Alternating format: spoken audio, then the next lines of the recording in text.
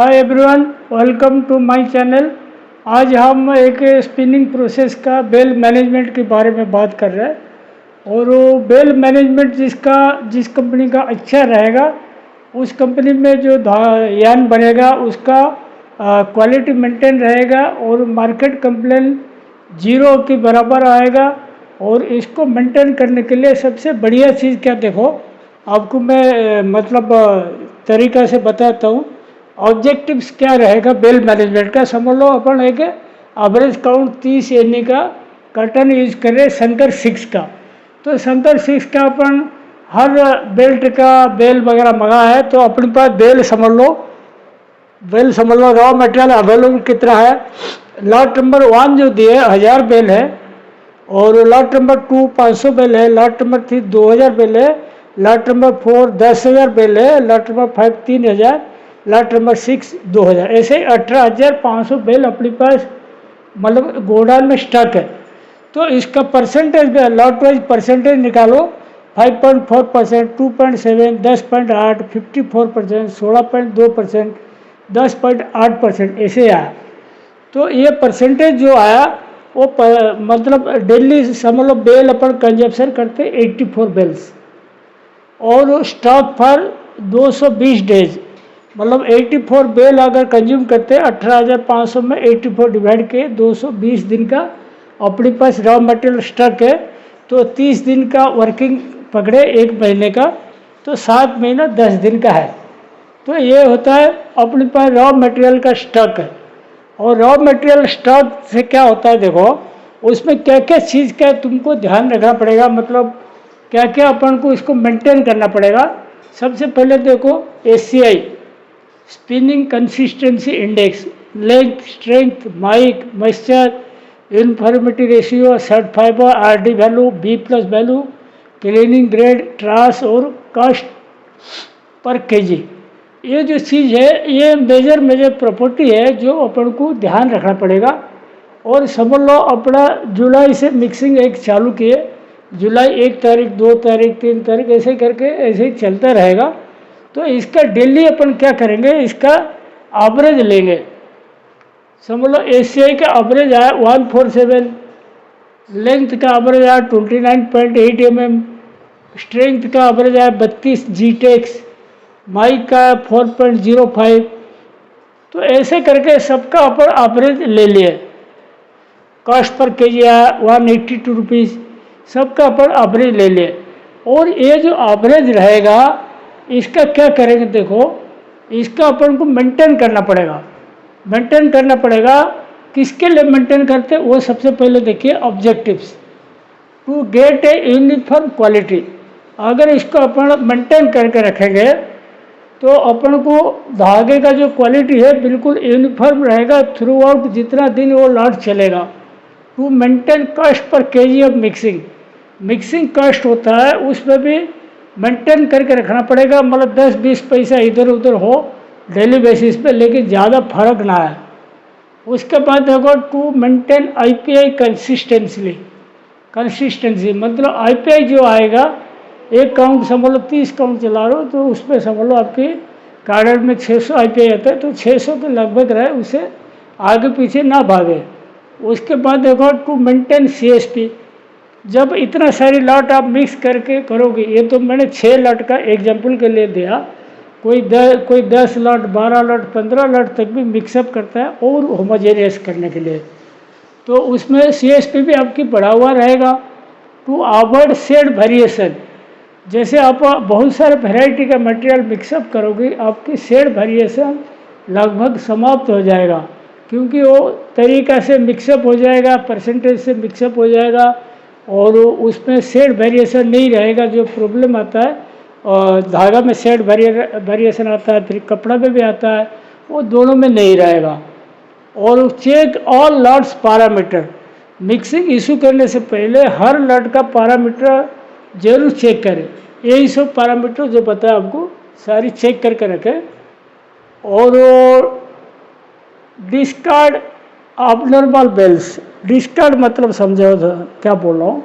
जैसे आपने ACI 147 वाला का लिया है तो उसमें समझ लो इतना सारी बेल में कोई एशियाई 125 आ गया, 130 आ गया, तो मतलब वो abnormal लॉट हो गया, abnormal बेल हो गया। आता है कोई कोई बेल, तो इसको डिस्कार्ड करो, इसको हटा दीजिए।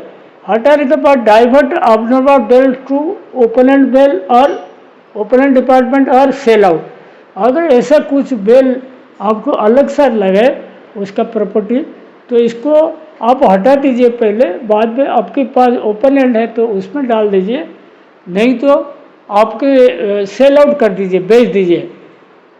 आड फिक्स्ड परसेंटेज ऑफ वेस्ट, ये ध्यान रखना, इसका जब अपन कस्टिंग निकालते हैं उसमें वेस्ट का भी अपन कस्टिंग निकालते हैं, तो वेस्ट परसेंटेज जो सॉफ्ट वेस्ट का परसेंटेज है, समझ लो आपको मिक्सिंग में 3% डालना है या 3.5% डालना, जो भी है फिक्स करके रखिए। सॉफ्ट वेस्ट का परसेंटेज बिल्कुल आगे पीछे मत कीजिए, एक जैसा रखिए।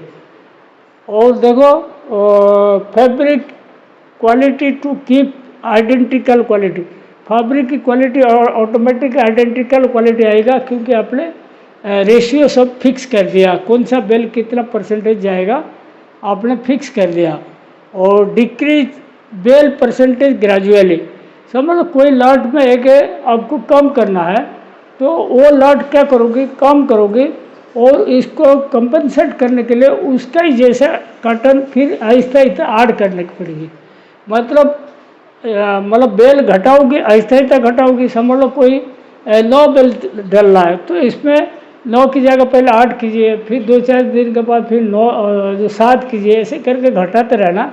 कोई बेल समझ लो इसे 5 बेल डल रहा है, इसको बढ़ाना है तो कभी 6 करो, फिर 4-6 दिन जाएगा फिर 1 बढ़ाओ, ऐसे ही ग्रेजुअली बढ़ाना घटाना।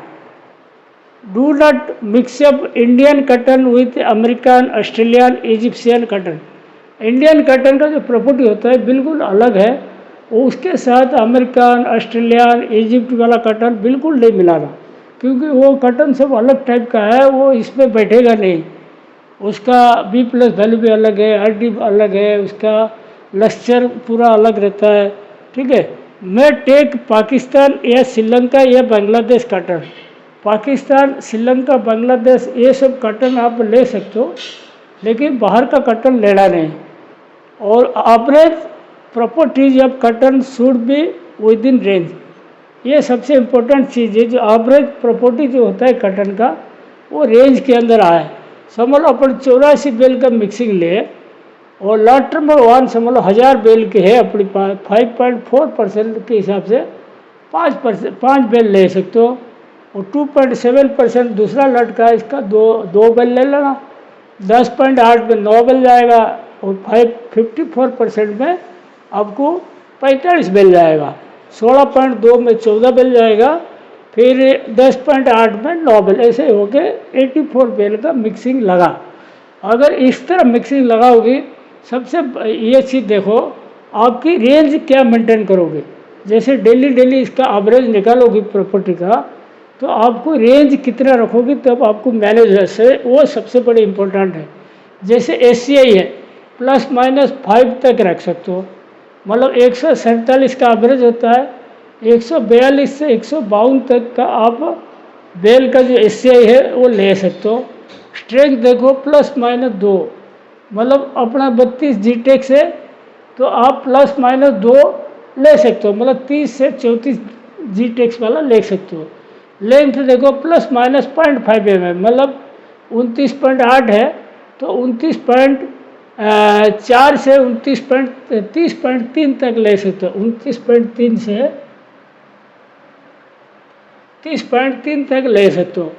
और माइक देखो ±2, मतलब कितना 4.05 लिखा हुआ ना, 3.85 से 4.25 तक माइक ले सकते हो। माइक का ज़्यादा वेरिएशन आएगा, CSP में वेरिएशन आएगा, स्पायरलिटी आएगा, वो सब प्रॉब्लम बढ़ेगा, और इसमें आपके मतलब क्वालिटी में बहुत अंतर पड़ जाएगा। तो माइक पे ज़्यादा फेरबदल नहीं करना। मॉइस्चर देखो ±0.5, मतलब मॉइस्चर अपन लिया हुआ 8.2 लिया हुआ, तो 7.7 से 8.7 तक रख सकते हो। और यूनिफॉर्मिटी रेशियो देखो ±1, मतलब 83 का लिया हुआ 82 से 84 तक ले सकते हो। RD वैल्यू देखो ±2, 74 लिया हुआ 72 से 76 रख सकते हो। और सर्ट फाइबर देखो 6.7 लिया हुआ 5.7 से 7.7, ठीक है। और B plus value plus minus 0.7 मतलब 9.2 लिया हुआ तो 8.5 से 9.9 तक ले सकते हो। अगर आपकी बी प्लस वैल्यू का ज़्यादा अंतर रहेगा तो आपकी शेड वेरिएशन पक्का आएगा। तो कभी बी प्लस वैल्यू में ज़्यादा अंतर नहीं करना, मतलब ए रेंज का मटेरियल आप मिक्सिंग में ले सकते हो।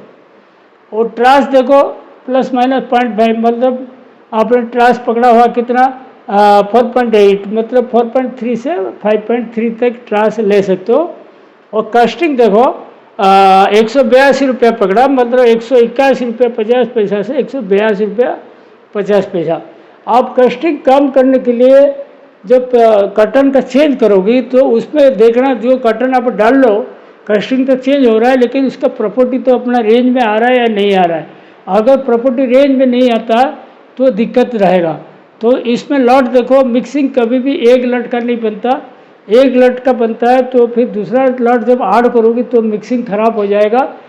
तो इसमें इसीलिए कम से कम 6, 8, 10, 15 लट तक भी आप मिला सकते हो। जितना नंबर ऑफ लट बढ़ेगा आप मिक्सिंग में लट चेंज नहीं करना पड़ेगा, वो कंटिन्यूएशन में रहेगा। देखो ये अपना 18,500 बिल जो है 7 महीना 10 दिन चला जाएगा। अगर इसमें कोई एक लट कोई खाली होता है तो इसको थोड़ा थोड़ा कम कर करके दूसरा लट बढ़ा सकते हो और भी लंबा खींच सकते हो। अपना कहने का मतलब 7 महीने का जगह आप 10 महीना 1 साल तक भी खींच सकते हो। इसको ही शुरुआत में अगर घटाना बढ़ाना चालू किया तो ये जो बेल मैनेजमेंट सिस्टम है जिस मिल में बढ़िया रहता है तो उस मिल में क्वालिटी का कभी प्रॉब्लम नहीं आता। अगर क्वालिटी मेंटेन करके रखना है तो ये सब चीज़ का ध्यान रखना पड़ेगा। एक बार मैं साइड हो जाता आप देख लीजिए पूरा बढ़िया से। तो ये सब चीज़ ध्यान रखेंगे आपका बेल मैनेजमेंट का तो क्वालिटी आपकी मेंटेन रहेगा। आज का वीडियो मैं यहीं पे समाप्त करता हूँ। Thank you.